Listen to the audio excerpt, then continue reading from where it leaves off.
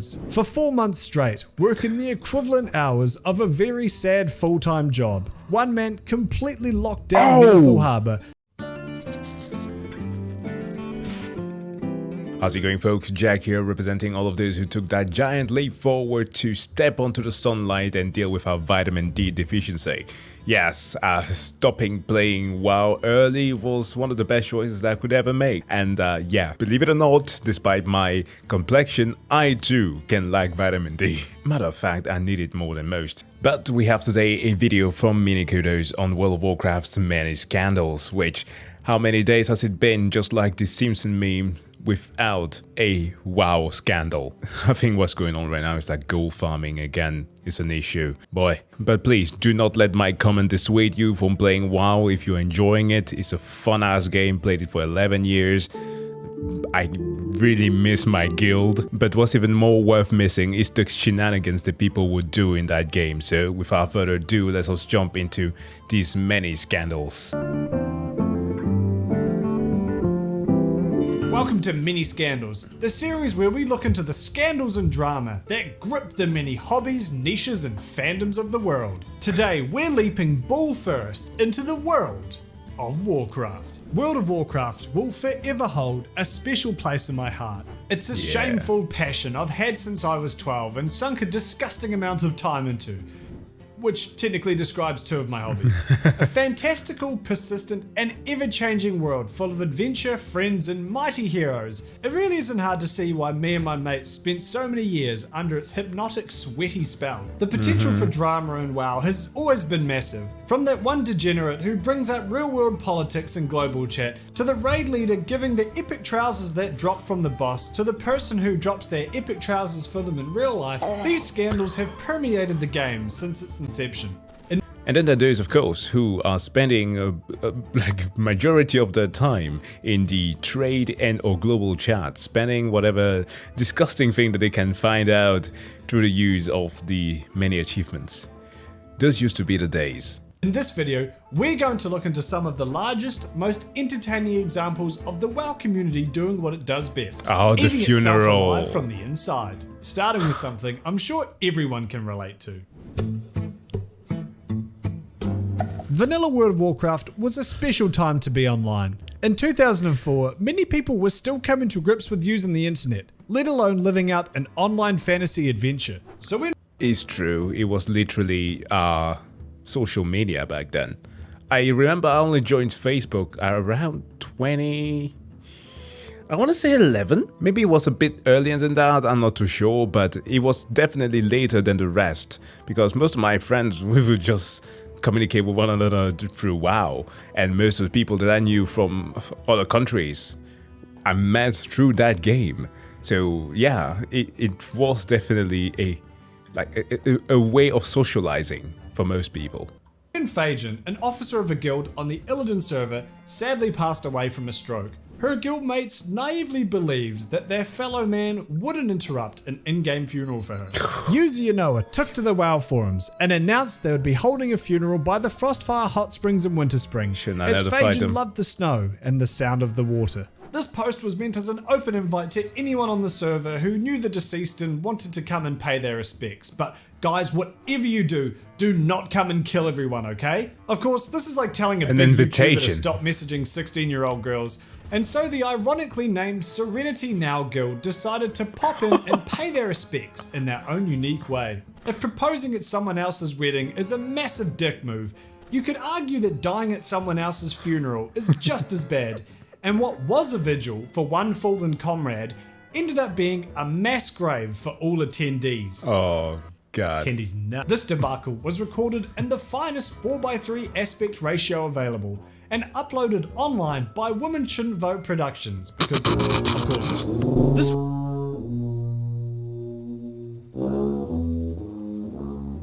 Oh god, I would have spit my coffee. He's hot.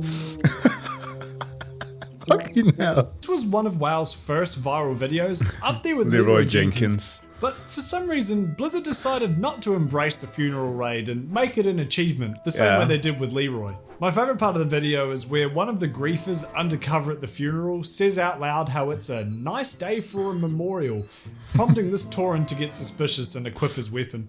Phaedra's guild even managed to log into her character so that she could be there in spirit, which naturally was the first character to be targeted by Serenity Now. You're The video fucking itself kidding opens me. with a number of hate comments gleaned from various forums online, spouting vitriol at the guild for their heinous act, and even going so far as to wish death upon members of their families. This was the internet as a whole. Like, I don't understand it. Like, I was lucky enough / unlucky to have parents who had canticle-sized conversations with me about the repercussions of your dialogue on the internet, which, funnily enough, like, they were very progressive on that part, like, knowing how it would evolve. But in comparison to many others with whom we interacted with in our guild and or just friend group, my god! The thing that they will say to people. And this is what children and adults alike. Like, what the? Would you ever say that to somebody in person? No. I'm assuming in real life. In reality, the reaction was a bit more mixed. While most everyone condemned it as a bit of a dick move, a lot of people also saw the absurdity of hosting an in-game funeral on a player versus player server where the rival faction can attack you at any point. That's fair. That's fair. We would do rituals for like somebody getting a promotion in real life for his job because we're playing on a roleplay PvP server, Ravenhold. Hoot. I miss my guild.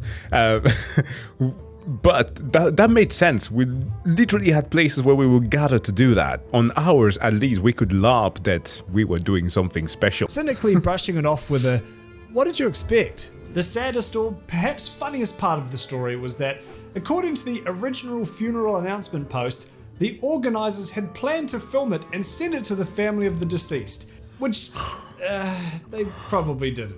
With the power of hindsight and widescreen monitors, Monday commenters have pointed out that, while this was mean, it kept Phaedra's memory alive much longer than had the funeral gone to plan. Even now, 15 years later, we can all remember that she enjoyed the snow and the calming sound of water. Oh boy. From funeral. This is the one that was studied, right? Released, actually, for actual studies for pandemics. Funerals to things that cause funerals. Let's talk about a deadly plague being unleashed on the world that ground it to a halt. These fantasy games, huh? Yeah. In late 2005, almost a year into World of Warcraft's release, the cities of Azeroth were set upon with a plague worse than the lack of personal hygiene they were accustomed to. The final boss of the new max level raid Zul'Gurub, Hakar the Soulflayer, had an ability where he force-fed raid members bowls of bat soup, afflicting them with the corrupted blood debuff. This debuff would do damage over time and jump between players, requiring gamers to spread apart and use hand sanitizer, and then so came they wouldn't infect their teammates. The debuff only lasted for 10 seconds and wasn't powerful enough to kill a max level player on its own, so hardly cause for concern, right? That was until it was discovered that player pets that were afflicted with it could be dismissed and then resummoned at a later time, with the debuff still ticking down. And it wasn't long before one infected pussy in a crowded city became patient zero. The debuff, while annoying for max level players, could instantly kill low-level characters. Even worse, it would jump to non-player characters who were immune to its damaging effect but still had the capacity to spread it to actual players, much like asymptomatic carriers of real diseases. This ensured that the disease wouldn't simply disappear once all the affected players died or spread apart for 10 seconds, as much any like one in of real the hundreds life. of guards, quest givers and vendors were all lining up to cough in your mouth. What followed was a fascinating insight into human behaviour in the face of a global pandemic, which is albeit bad. on a microscopic scale with no repercussions. While WoW didn't have the if you die in the game you die in real life feature at the time, which wasn't added until Warlords of Draenor, many players still treated it as a real disease because it was killing something arguably more important than their lives. Fun. Low-level players were unable to access the main cities and even some of the busier towns, essentially locking off a huge chunk of the game's content. Many of them simply fled to the wilderness, while high-level players either tried their best to... I remember this video from Iron Forge, right in front of the bank, like everybody just laying there dead.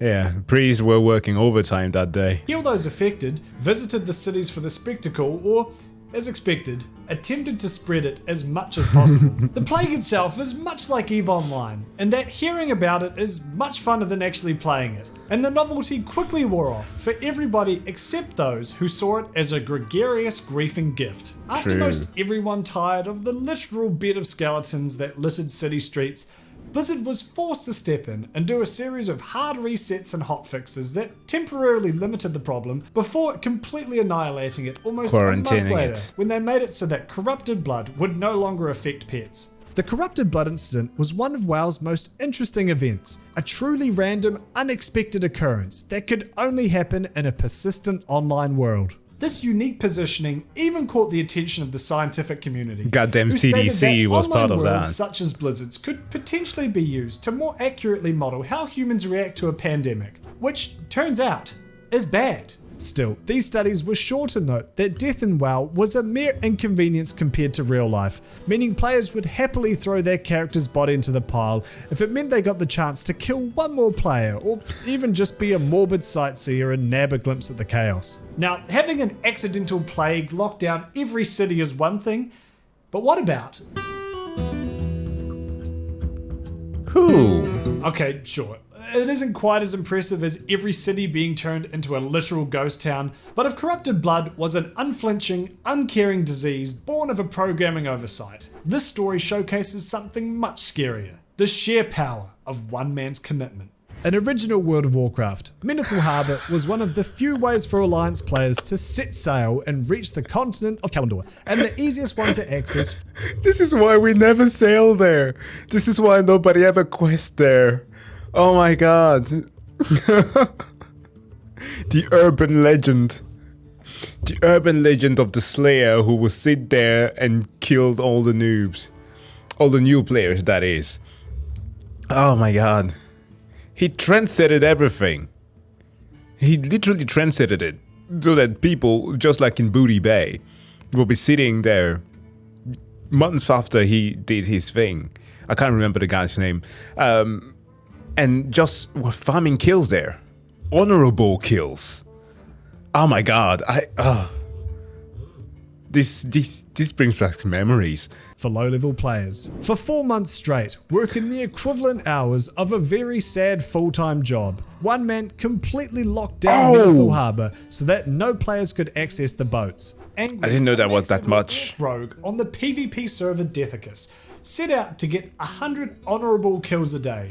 That is to say, he aimed to kill 100 players who were close to his level. Despite being called honourable kills, he set out to do this in the least honourable way possible, griefing low-level players to the point that they would either get on their high-level character, if they had one, or whinge enough to their guild that a high-level player would come and help them out. This proved surprisingly effective, and Angry was routinely at the top of the ranking for honourable kills each week. But this wasn't his only goal. Inspired by the salty messages he would receive while killing someone in EverQuest, Angry hoped to recreate this in WoW, except that WoW doesn't let you communicate between factions, almost exclusively for this reason. He did the dumbest thing possible.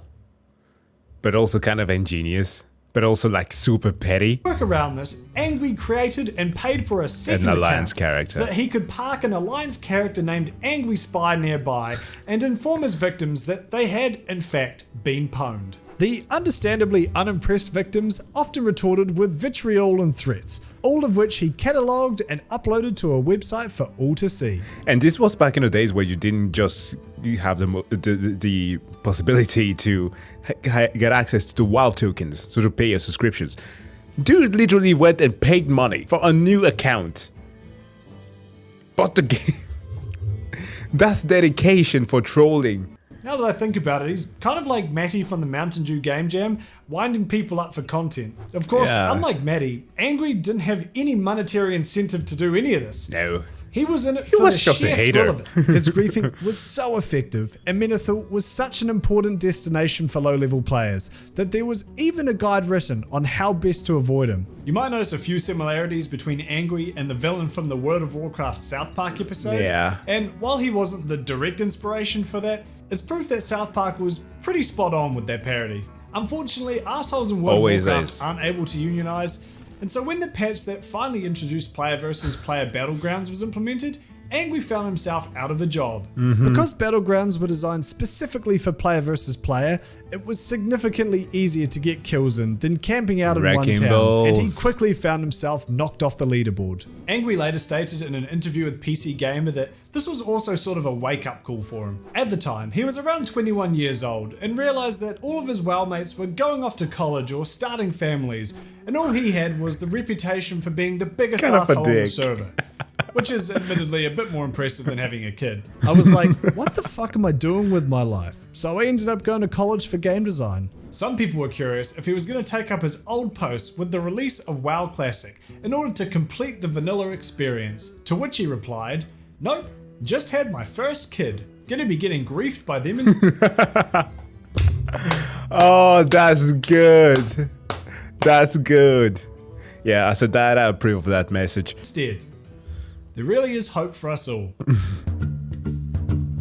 Entourage. Astute, smelly viewers out there might have noticed that all of these events took place during vanilla or original World of Warcraft, long before Blizzard decided that human interaction in a multiplayer game is unacceptable. Vanilla WoW was the pinnacle of the game's community.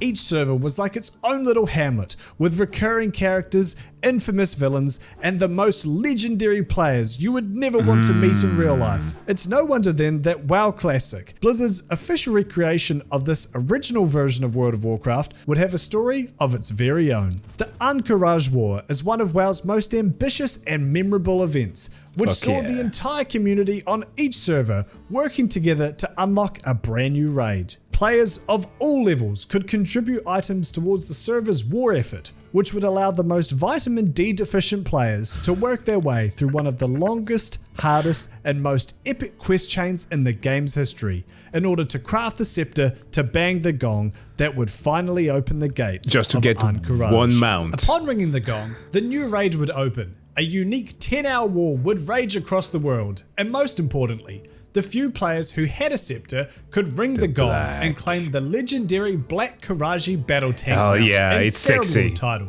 After this 10-hour war, there would never be another chance to get either of these prizes. It should also be noted that, given the intense time commitment and limited resources, very few players would actually complete the quests, usually only one per guild, and they were often helped by their guildmates. So already we have the recipe for a great scandal, a prestigious, extremely time-limited prize, and a massive time sink done by people whose skin is likely melted to the fibers of their computer chair. Our story takes place on the Sulfuris server, which saw their war effort completed in only 14 hours, something unheard of in vanilla World of Warcraft, where servers would take weeks or even months to hand in the literal hundreds of thousands of items required. According to the website Wowhead, 98% of these resources were handed in by a single alliance guild, Grizzly from Reddit, who had been stockpiling items well in advance for this very purpose. Wow. Now, if their name including From Reddit didn't tip you off already, these are our villains. Not content to share the prestigious mountain title with anyone else on the server,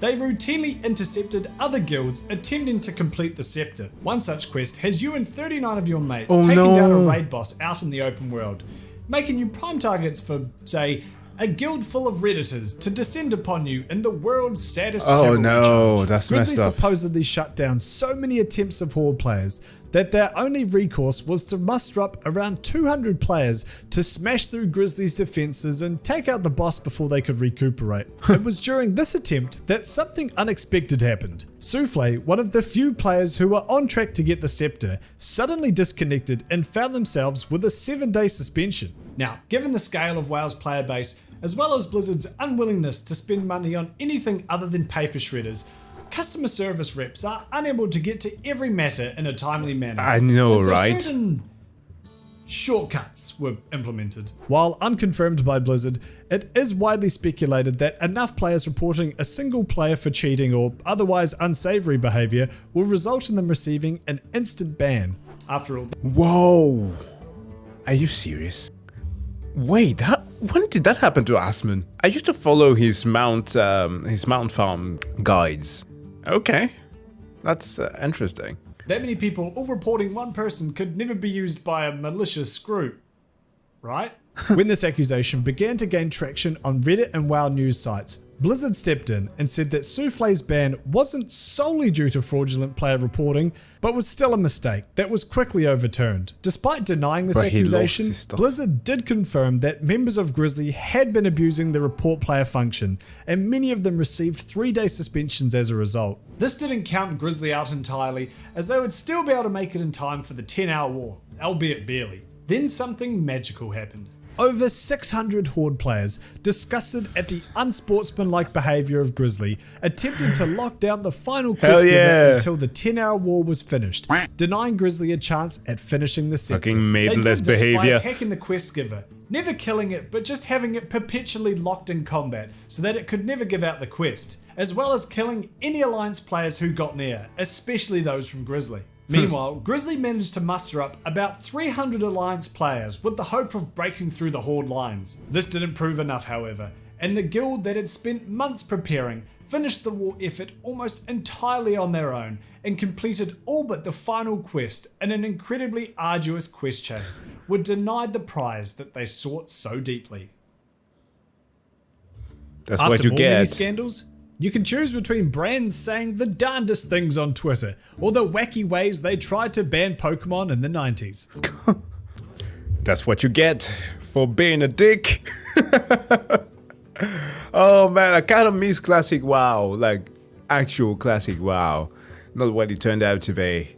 Blizzard, pull yourself together. That's all I'm saying, but, well, luckily there are other people out there today that are keeping the spirit of RPGs alive, so, yeah. Anyways, guys, thank you so much for checking out this video. As always, please do go and subscribe to Manykudos, and of course, if you liked the video, don't forget to give the video a like, and see you guys in the next one. Have a good day. Bye.